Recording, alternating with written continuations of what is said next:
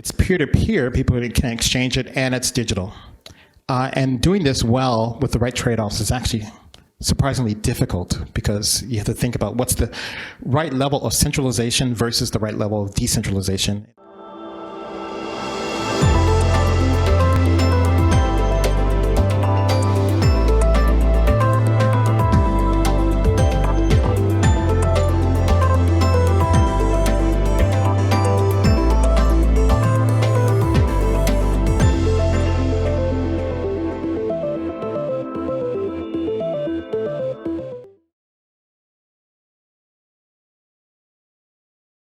Okay, so we will move right along to the next small segment, and this will be the second to the last segment, and we're going to talk about the third type of problem that is well suited for blockchain or this modern blockchain architecture, and that is digital assets. Of course, this is very familiar because basically every blockchain is doing some sort of digital asset one way or the other. But I hope we can help you appreciate the different approach on how we do digital assets and why it is so much more powerful than many of the current systems. And in fact, we're going to ask a slightly different question than is answered with blockchains like Bitcoin and Ethereum. It's a slightly different question.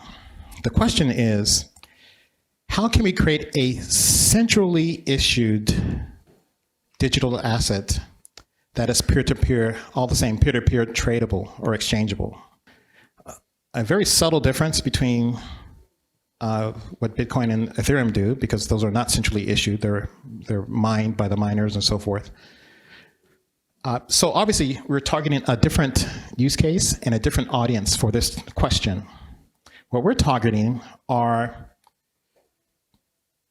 let's look at this diagram. This diagram comes from the Bank of International Settlements. This is what we call the digital asset flower, right? And what we have are 4 different categories of assets that are exchanged between, people. First category is whether it's centrally issued. Here, in their case, it's central bank issued. Whether it's digital, whether it's peer-to-peer, people can exchange it peer-to-peer without having to go to a central bank, for example. And is it widely accessible? Is it usable by the common person? And so you have various assets that are in these different segments of this diagram. For example, Bitcoin being peer-to-peer and not centrally issued exists here. The Ether token exists here as well. Bank deposits, Ripple here, virtual currency, this is, points and airline miles and things like that. But if I may say, kind of the holy grail of this picture is what exists right here in the center, where we have something that is centrally issued. For example, it could be a central bank that issues municipal currency or a government currency, but it's widely accessible to the public. It's peer-to-peer, people can exchange it, and it's digital. And doing this well with the right trade-offs is actually surprisingly difficult because you have to think about what's the right level of centralization versus the right level of decentralization in a way that can be adopted by, say, a central bank. That's the question that we're trying to take. And basically, we're talking about digital money. That's, in a nutshell, how do we build real digital money, a real digital form of a fiat currency that people can exchange on their phones. But it's not just digital currency. I'll give you a few other use cases, but this is how what we call this digital currency. We have a name for it. It's digital bearer instruments. How it stacks up against the other types of currency. Here, where Bitcoin is somewhat scalable, somewhat not scalable, but it's relatively, it's bearer owned. Your keys, your Bitcoin, censorship resistant, is digital, right? As opposed to regular cash, which has all these capabilities, but you can't transfer a lot of money from one country to the other because currency export laws. Bank accounts have most of the properties, but your bank deposit isn't owned by you. It's owned by the bank. You've actually lent your money to the bank so that the bank actually owns it. And when you go to the ATM and get your money, you're actually asking the bank whether you can get your cash or not, and they can reject that legally. and it's not censorship resistant. Okay, so the question is, what trade-offs can we accept for digital money? And so there's a concept of a digital bearer instrument, which has all these with the only caveat that it's not wholly censorship resistant. I think in the case of like buying a coffee at a Tully's cafe, maybe you don't really need censorship resistance. And so this is the fine, subtle point that we're making as to versus a Bitcoin, which does have value in our economy.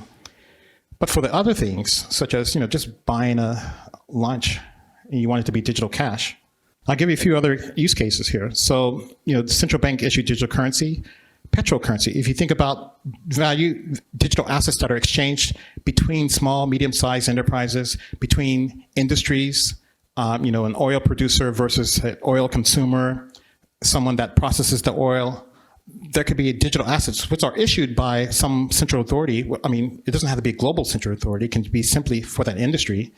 And it's exchanged between the peers. And so the list goes on. Energy credits, financial factoring. This is one of my favorite use cases.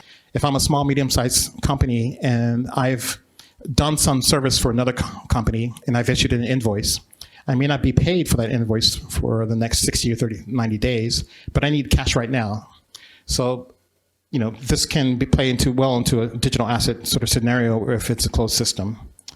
And last, but certainly not least, if we think about non-fungible tokens, and this is the question that was asked earlier, we can talk about even gaming assets. Gaming meaning, video games. If I earn or buy a spaceship in a game, I can exchange that and trade it outside the game, and then the person who receives it actually owns it and then can use it within the game. So we're talking about the whole gamut of use cases where the asset is centrally issued, peer-to-peer exchangeable. And to explain this concept of bearer instruments, it's centrally issued, it's redeemable through an issuer, it's bearer-owned and controlled, and it's peer-to-peer transferable. And actually, we've set this up here to give you guys a demonstration of a digital asset platform that's operational. And so later, after the talks, you can actually come and play with it, a live demo of the system. Okay, so I'll leave it there. Keychain のデジタルアセットプラットフォームは、さっきのこのレイヤーのところの4階層目なんですね。ですから通常、例えば他のブロックチェーン企業とか、パブリックブロックチェーンとかが何かコインを発行してるっていうのはファーストレイヤーなはずなんですね。で、ファーストレイヤーのところでやってるか、プライベートのブロックチェーンで何かを発行してるか、いずれにしてもファーストレイヤーのブロックチェーンでトランザクションを記録してるっていうことになります。うちの方法だと、ファーストレイヤーはデジタルアイデンティティだし、セカンドレイヤーはデータプロベナンスで暗号化とデータの整合性だけを取っています。で、ワークフローとコントラクトでご説明した通り、ここでデジタルシグネチャーが使えるわけですね。ですから、パティシパントが、要は発行者がセントラライズで1個とか1社いますと。そこの人が発行しますけれども、ユーザーさんが仮に5人だとすると、ユーザーさんの5人とこの中央銀行の6人のデジタルシグネチャー、いずれかが複数あったら、これでファイナリティ持てますよねっていうシステムを使って、デジタルアセットをここでトランスファーすると。オフチェーンですと。で、かつプライベートなレジャーですので、中央銀行さんが、このレジャーをどう使うか、プライバシーはどうするかっていうのは管理することができますと。で、使い方もいろいろできるので、別に中央銀行のコイン、デジタルマネーを発行してもいいし、エネジーのトークンを発行してもいいし、ですから当初はトークンって言ってなくてデジタルアセットっていうさっきの輪の中のデジタルもの全部基本的に発行できてしまうかもしれないので、デジタルアセットってまだ言っているという状況です。